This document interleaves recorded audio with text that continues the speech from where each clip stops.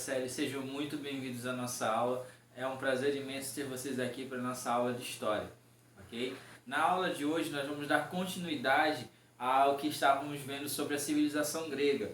Porém, nós vamos ver alguns aspectos mais além do que vimos sobre sociedade, cultura e política. Nós vamos ver as questões envolvendo o dia a dia de como os gregos viviam, como eles encaravam alguns temas como religião, como trabalho, como a relação social entre as pessoas, ok? Nós vamos ver também quais foram as principais influências dos gregos na nossa sociedade atual, o que eles influenciaram a gente nos dias de hoje, como por exemplo a arquitetura, a medicina, até mesmo a questão das Olimpíadas, dos Jogos Olímpicos. E por fim, nós vamos ver o contexto final da história da civilização grega, que é a chegada dos macedônios e o domínio do imperador Alexandre o Grande, que vai culminar também na questão do helenismo. Nós vamos ver do que se trata o helenismo, ok? Eu espero que vocês gostem do conteúdo, peguem aí seu livro e seu caderno e vamos juntos para mais uma aula de história.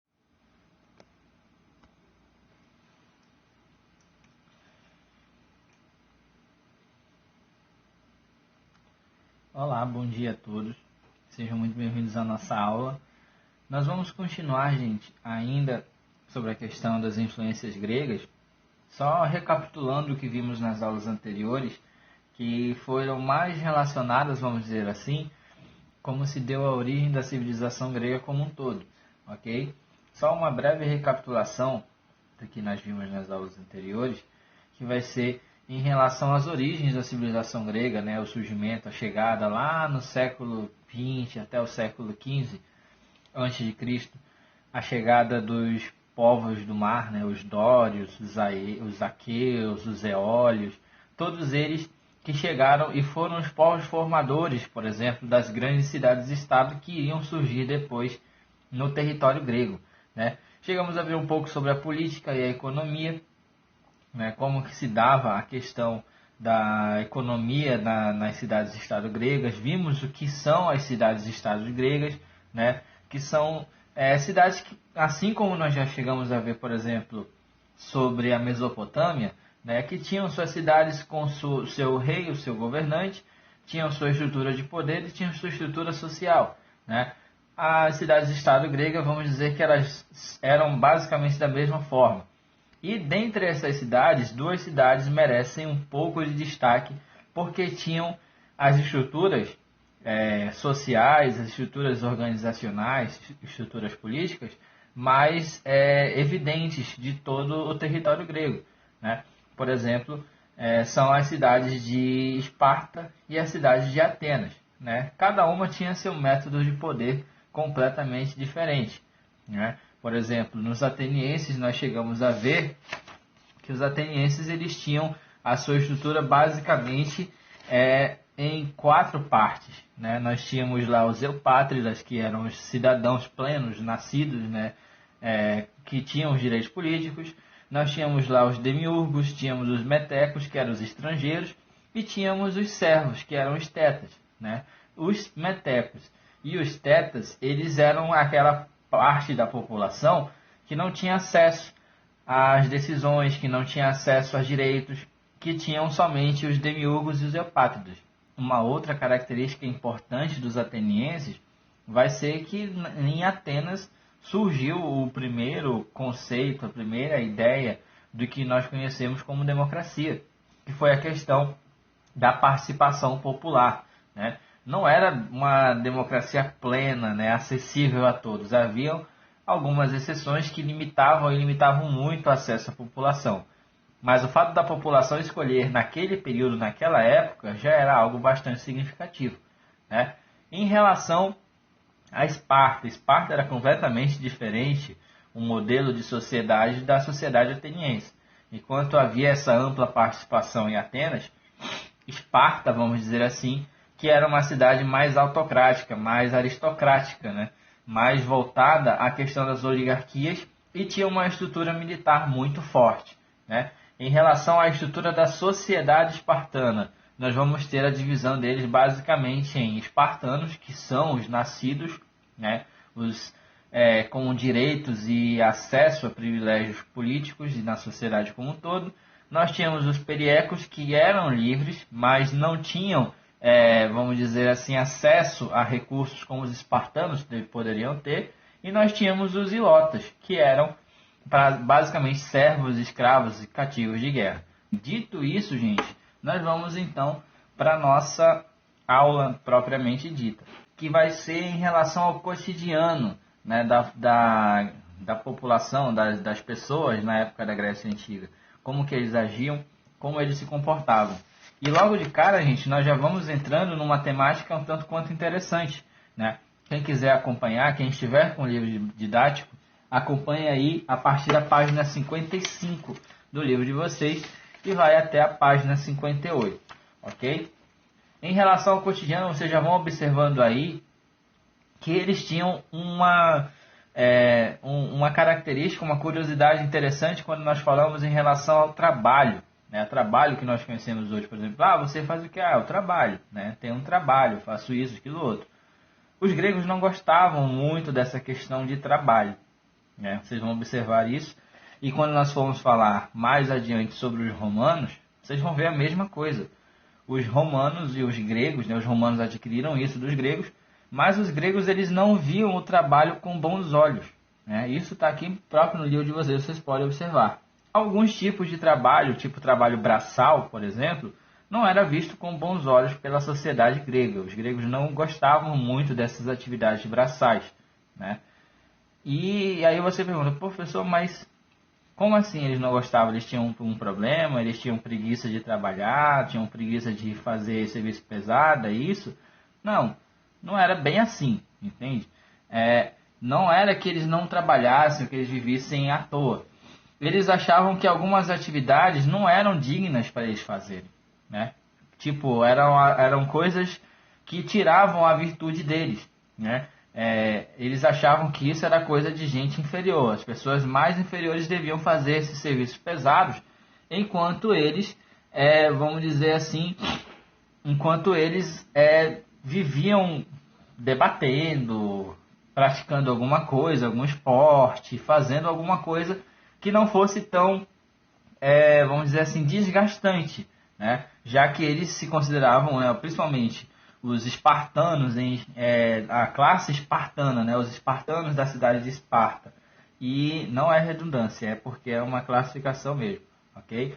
Né? Lá em Esparta, e os eupátridas, né, que eram o topo da pirâmide social, eles não se envolviam com nenhuma espécie de trabalho, porque isso não era virtuoso para eles, né? O que eles faziam? Eles ficavam ociosos, tipo, para debater, para pensar alguma ideia política, debater alguma ideia filosófica, né? Fazer alguma atividade mais ligada ao corpo, à sua essência, né? Enquanto que os trabalhos braçais, tipo agricultura pesada, limpeza, entre outras coisas, eram mais voltados para as classes mais baixas, né? Tipo os escravos, por exemplo, os tetas ou os metecos lá na cidade de Atenas e os ilotas na cidade de Esparta. Eles eram responsáveis por fazer esses trabalhos braçais, né? Esses trabalhos mais pesados, vamos dizer assim. Os outros, por exemplo, os principais, os eupátridas e os espartanos, eles ficavam mais, por exemplo, os eupátridas eles ficavam mais na questão, tipo, como eles não trabalhavam, não faziam nada, eles tinham tempo de sobra para cuidar das questões políticas, das questões filosóficas, né, das questões intelectuais e econômicas da cidade. A mesma coisa os espartanos, né? Eles cuidavam das questões políticas e cuidavam das questões militares, uma vez que Esparta era uma cidade altamente militarizada, né? Enquanto que as outras coisas eram feitas pelas classes mais baixas, pelos subalternos, vamos dizer assim, né? E a questão de que, como, por exemplo, no século IV, no século V, século IV a.C., Esparta e Atenas estavam em franca expansão militar. E isso possibilitava a chegada de cada vez mais pessoas escravas às cidades. Ou seja, era muito mais mão de obra para fazer esses serviços indesejáveis. Ok? Em relação à alimentação, como vocês devem observar, vocês devem ver no mapa mundi, a Grécia ela se localiza no mar Mediterrâneo. As questões climáticas ali, elas auxiliavam muito na produção, e até hoje auxiliam muito na produção de uvas, na produção de oliveiras, que é a matéria-prima do azeite, né? E isso ajudou muito na questão da gastronomia grega, né? Tanto na época antiga quanto nos dias de hoje, né? Como que eles faziam o cronograma deles de alimentação, basicamente? Eles faziam lá, tipo, tinham 3 refeições aos dias, né? 3 refeições, e a ceia, né? Que era a ceia noturna, o jantar, aos poucos foi virando um banquete, né? Foi virando um banquete com muitas pessoas. Era muito comum nas casas gregas, principalmente nas mais ricas, várias pessoas lá se reunindo para jantar, né? Foi uma prática que foi adotada naquela época e até hoje é muito comum, vamos dizer assim, né? Não tão comum hoje, né? Como vocês devem perceber, a gente está vivendo uma situação meio complicada para fazer esse tipo de coisa no dia de hoje, né? Mas eu creio que seja por enquanto, ok? E assim, gente, como eles estavam em franca expansão, vamos dizer assim, eles tinham acesso a outros alimentos, a outras iguarias. Isso falando das classes mais abastadas, das classes mais ricas, ok? Basicamente isso em relação ao cotidiano da população grega. Aqui nós temos um evento clássico, né? Um exemplo clássico da questão relacionada ao trabalho. Os grandes, né? Os ricos, os bem-nascidos, como eles chamavam, viviam aqui nas praças, nas ágoras, que eram os locais onde eles debatiam. Enquanto os menos favorecidos, né, as classes mais baixas, faziam os trabalhos de recolher água, de cuidar da limpeza, entre outras coisas, ok? Em relação ao casamento, como que se dava as questões relacionadas a matrimônios e a casamentos na Grécia Antiga? Era um tanto quanto inusitado alguns rituais, algumas coisas que eles faziam, são um tanto quanto inusitados para os nossos parâmetros nos dias de hoje. Por exemplo, se vocês observarem aqui, na página 56, ele vai mostrar como que funcionava. Por exemplo, a noiva, vamos supor que você vai casar, né? Você aí, rapaz, vai se casar, ok? Sua noiva deveria levar uma roda de carroça para sua casa, né? Ou você, menina, vai se casar com algum rapaz aí, você deveria levar uma roda de carroça para a casa dele. E esse objeto, chegando lá no dia do casamento, esse objeto era queimado, né? A roda era queimada num sinal de que vocês seriam um casal para sempre. Nada iria separar vocês, né? Basicamente era essa a ideia. Mas, se a gente for parar para pensar, no dia de hoje não seria muito, vamos dizer assim, não seria muito comum. Essa é a palavra. Não seria muito... Seria bastante estranho, vamos dizer assim, você ver uma mulher levando uma roda de carroça, né? Uma roda de carro, vamos dizer hoje, né? Para a casa do seu noivo ou para o lugar onde ela vai se casar, né? Se ainda pegasse essa moda, a gente iria dizer, quando a gente visse uma cena dessas, olha, a mulher vai se casar ali, por quê? Porque ela está levando a roda para o casamento dela, né? Mas a gente vai ver, alguns costumes eram realmente bastante inusitados, né? Em relação à estrutura social, homens e mulheres, né? Os homens, eles se casavam em média, gente, com 30 anos. 30 anos eles já tinham que se casar. Vamos dizer, a idade mínima para ele logo se casar, né? 30 anos, tá na hora de você casar. Ele se casava, ele virava o chefe de família. Ele era o provedor da casa, né? Ainda nessa questão de estrutura um tanto quanto patriarcalista, vamos dizer assim. Mas o homem era o responsável pela manutenção da casa, né? Fazia os trabalhos fora para conseguir mais dinheiro e bancava todos os custos, todas as situações envolvendo a casa, né? A questão da agricultura, a questão dos rebanhos que ele viria a ter, entre outras coisas, né?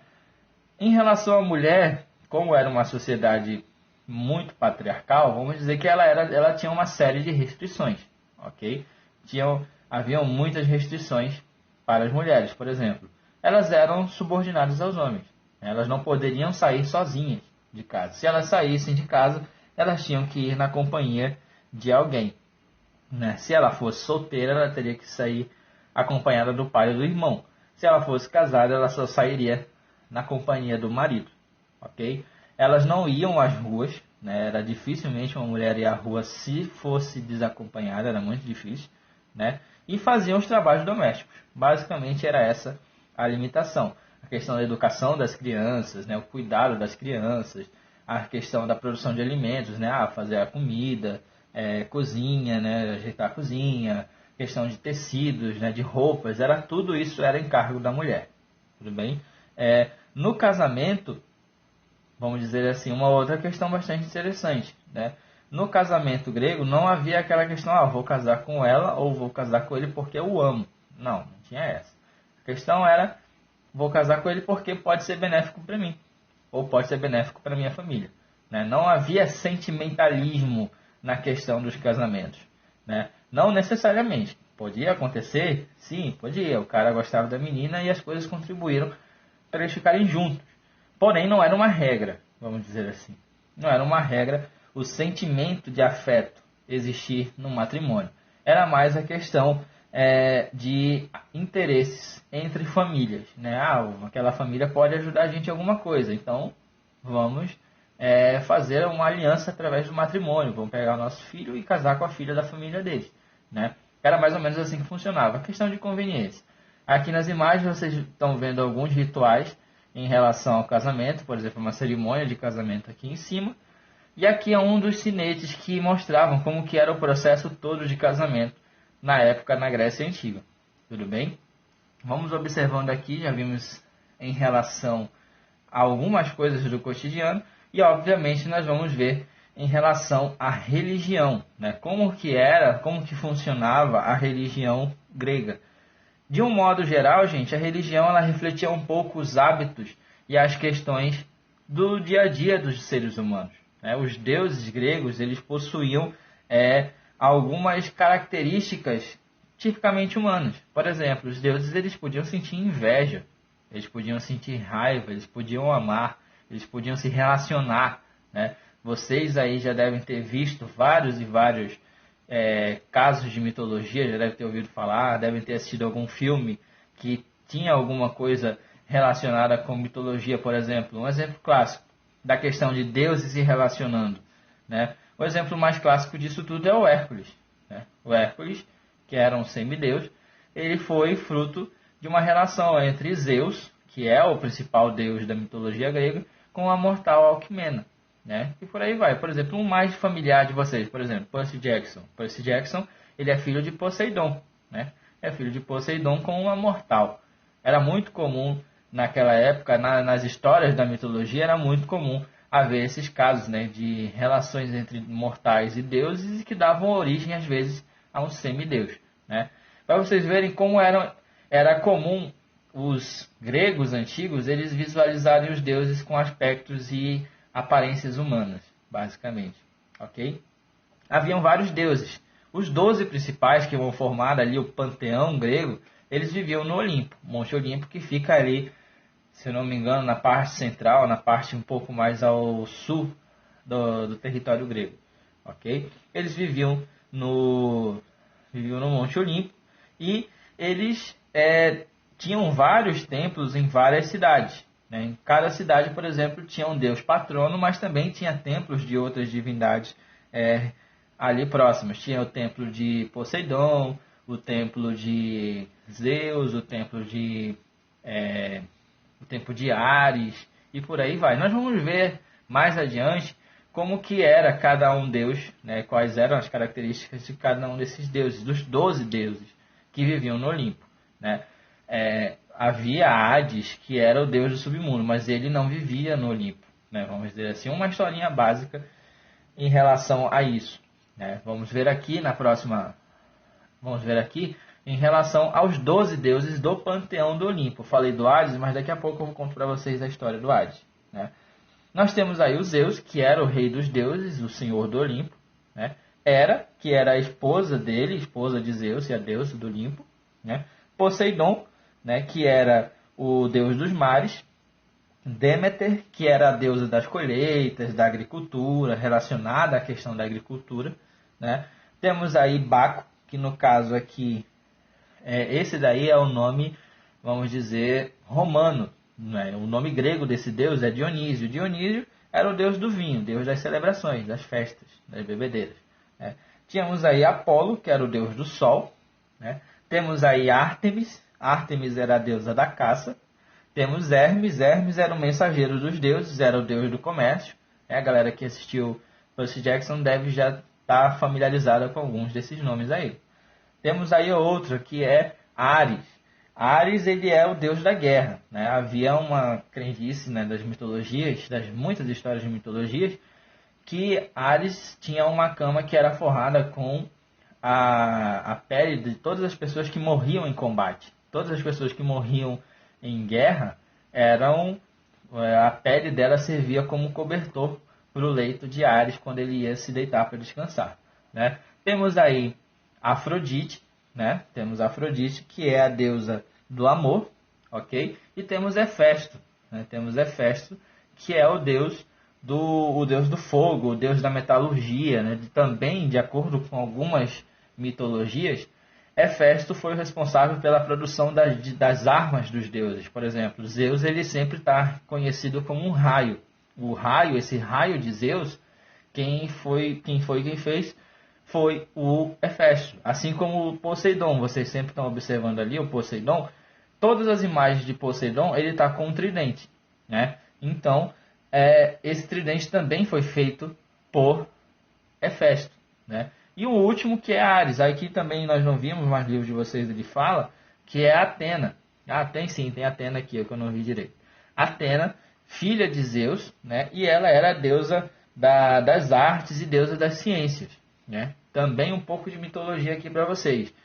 Atenas recebeu esse nome porque houve uma disputa entre os cidadãos atenienses para ver quem que iria ser o deus patrono da cidade.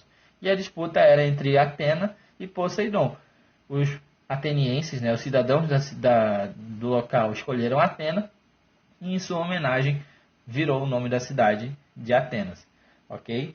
E aí o Hades, o que tem o Hades a ver aí, professor, nessa história? O Hades, ele era o deus do submundo, né? Conta a mitologia que quando Zeus derrotou o pai dele, Cronos, e os titãs, né, ele teve a ajuda dos seus irmãos.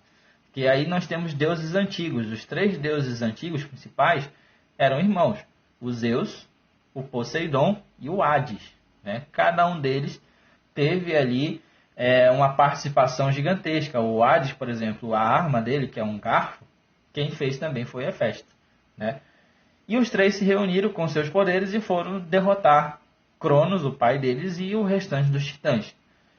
O Zeus, obviamente, como era o líder, ele acabou se tornando o rei do Olimpo e o principal deus da mitologia.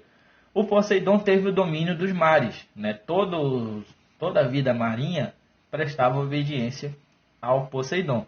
Já o Hades foi enganado. O Hades achava que iria ter uma recompensa mais bacana, vamos dizer assim, na Terra, por exemplo.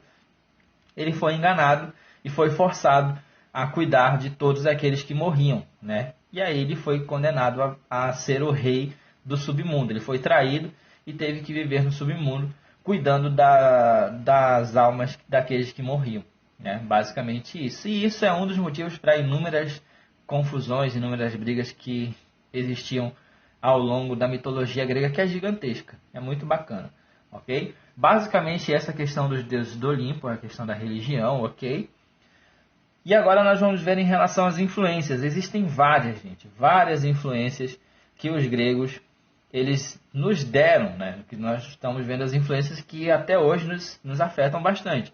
Nós podemos citar aí, por exemplo, se vocês observarem aqui na página 57, a mais famosa que até vai haver no ano de 2021. Era para ter ano passado, mas por conta da pandemia não foi possível.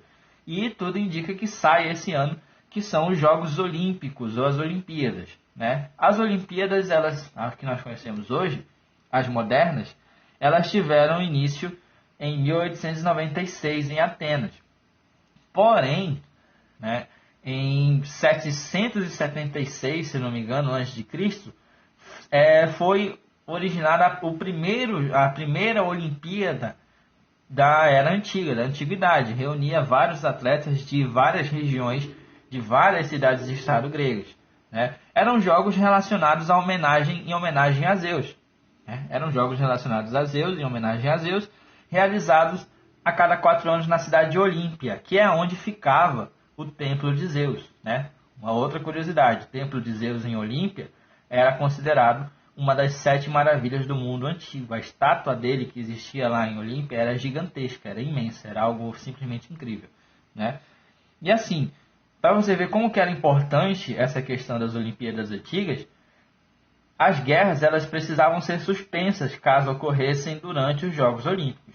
Não deveria haver guerras, né? Todos deveriam estar ali e prestar homenagens a Zeus, né? Os vencedores eles tinham várias provas de resistência, de luta e entre outras coisas. E os vencedores eles eram condecorados com louros, com coroas de folhas, né? Folhas de louro, entre outras coisas. E eram aclamados junto ao templo de Zeus e Olímpia, né? Uma curiosidade muito bacana. Além da democracia, além da filosofia, nós vamos ter também a influência grega nos dias de hoje para a questão da arquitetura, né? Vocês observarem aí, nós vamos ter vários estilos de arquitetura que influenciaram muito a nossa sociedade, principalmente no período do Renascimento, que vai ser muito influenciado tanto a arquitetura quanto a arte, vai influenciar bastante séculos depois, lá no período do Renascimento, né? Nós vamos ter a questão da medicina. A medicina ela vai ter uma influência significativa dos gregos até o dia de hoje. Por exemplo, esse cidadão que está aqui na foto, o busto dele, é considerado o pai da medicina, né? Os gregos já tinham o pai da história, que é Heródoto, né? O pai da medicina também ele tem origem lá na Grécia Antiga, que é o Hipócrates de Cos, né? Se você, por exemplo, for querer fazer mais adiante medicina, quando você se formar, você vai ter que prestar o juramento que esse cidadão fez, né? Que ele escreveu, na verdade. E aí você vai ter que declamar esse juramento. Ele é considerado o pai da medicina, né? Vários atributos que ele fez, informações que ele fez são importantes até o dia de hoje, ok? E nós vamos ter também em relação ao estudo do corpo, né? Basicamente, a frase mente sã em corpo são, ela tem origem nos estudos gregos relacionados à anatomia, à estrutura do corpo, dos ossos, entre outras coisas. Então, gente, são inúmeras as referências gregas no nosso cotidiano, ok? E para finalizar nossa aula, nós vamos ver aqui como que se deu o fim do Império Grego, propriamente dito, das cidades-estado gregas e da cultura grega, né? Há algum tempo, as cidades-estados elas estavam se debatendo, guerra civil entre si, né? Fratricídio, né? Palavra bonita essa, para você falar que é guerra civil, ok? E aí as cidades-estado como Atenas, como Esparta, Tebas, todas elas enfraquecidas, não perceberam que ao norte do país estava vindo uma ameaça gigantesca, que eram os macedônios, né? Os macedônios, comandados por Filipe II, foram e conquistaram todas as cidades-estado. Todas as cidades-estado gregas acabaram sendo submetidas ao poder dele, só que ele acabou sendo assassinado, né? Acabou sendo assassinado em 333, né? Que trava-língua bacana esse. 333 a.C., né? E aí assume o seu filho, que tinha, se não me engano, 21 anos, o Alexandre, né? Assume o poder. E o Alexandre consegue controlar de vez as cidades-estado gregas e avança e expande cada vez mais o império dele. O Império Grego, o Império Macedônico, né, de Alexandre, foi um dos maiores impérios que já existiu. Governou toda a Grécia, governou a Ásia Central, ali, a Palestina, e governou até as regiões da Índia. Vamos dizer assim, teve curta duração? Sim, não durou mais que 10 anos. Né? O Alexandre ele conquistou muitas terras, mas acabou falecendo na cidade de Babilônia. Ele acabou falecendo vítima de febre, né? Só que o legado do Império do Alexandre foi justamente misturar as culturas. Ele misturou as culturas orientais, com quem ele encontrava nas suas conquistas, com as culturas gregas, né? Esse processo de fusão de culturas, de encontro de culturas, nós vamos chamar de helenismo. Ou seja, ele difundiu a cultura grega praticamente em todo o mundo conhecido. Quando ele construía várias cidades, por exemplo, como a cidade de Alexandria, a cidade de Alexandria no Egito, né, famosa pela sua biblioteca, isso foi um dos eventos muito marcantes em relação ao helenismo, né, ao processo de difusão ainda mais da cultura e dos estilos de vida da população grega mundo afora, ok? Gente, basicamente em relação à Grécia Antiga foi isso, ok? Esse conteúdo, né, da aula passada com a aula de hoje. Eu espero que vocês tenham compreendido. Qualquer dúvida que vocês venham a ter em relação ao vídeo, em relação às atividades, vocês podem me chamar, eu vou estar à disposição para tirar qualquer dúvida de vocês. Tudo bem? No mais é isso, gente. Eu espero que vocês tenham gostado, né, sobre todas essas questões, sobre todas essas temáticas. E um forte abraço a todos e até a nossa próxima aula.